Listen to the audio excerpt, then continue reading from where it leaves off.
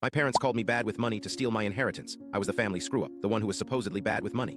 My parents said it with a sad smile. My brother just nodded along, and it turns out that was their entire plan. It started when my grandfather passed. He was old school, believed in a fair shake for everyone. His will was simple, his savings, a considerable amount, split right down the middle between me and my older brother, Mark. It was my ticket out. My chance to finally get my own apartment, start a small business, and stop living under the shadow of being the irresponsible younger son. My parents were the executors of the will, which seemed normal. "We'll take care of it for you boys," my dad had said, patting my shoulder. "Make sure it's invested wisely." I trusted them. That was my first mistake. A year went by. I was working a dead-end job, saving every penny. I finally had enough for a security deposit on a small place. I went to my parents, excited. "I need a few thousand from the inheritance," I said, "just to get me started." My dad's face tightened. "Now, son, it's not that simple. The money is tied up in long-term investments. We can't just pull it out without massive penalties." It sounded plausible, I guess, disappointing, but plausible. Then, a week later, Mark rolls up in a brand new sports car, a $60,000 car. "Wow," I said, trying to sound happy for him. "How'd you swing this?" He just shrugged. "Good at saving, I guess. You should try it." The comment stung. My parents beamed, telling everyone how financially savvy Mark was. The red flags kept popping up. Mark's new designer watch, his talk of a 2-month trip to Europe, my parents footing the bill for his lavish dinners, saying he earned it. Every time I asked about my share, the story changed. First, it was market fluctuations. Then it was legal complexities with the estate. Then it was tax implications. They made me feel stupid for even asking, like I couldn't possibly understand the sophisticated world of finance. I started to doubt myself.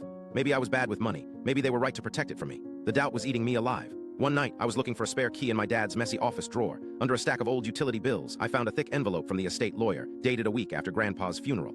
My hands were shaking as I opened it.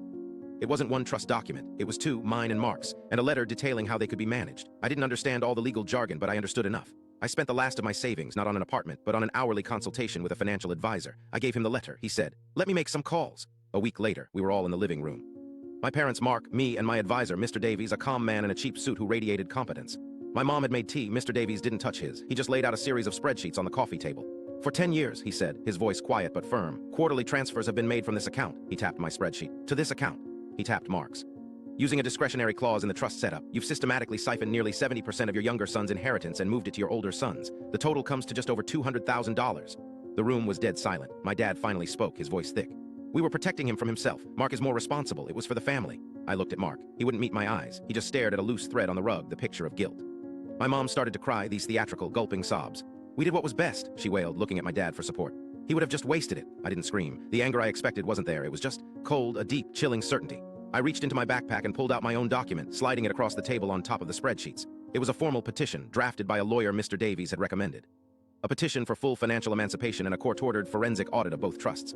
My dad picked it up. His face, which had been full of righteous justification, crumbled. The color drained from his face. My mom's crying stopped instantly. The court gave me every penny back with 10 years of interest. They text me on birthdays and Christmas. I marked them all returned to sender.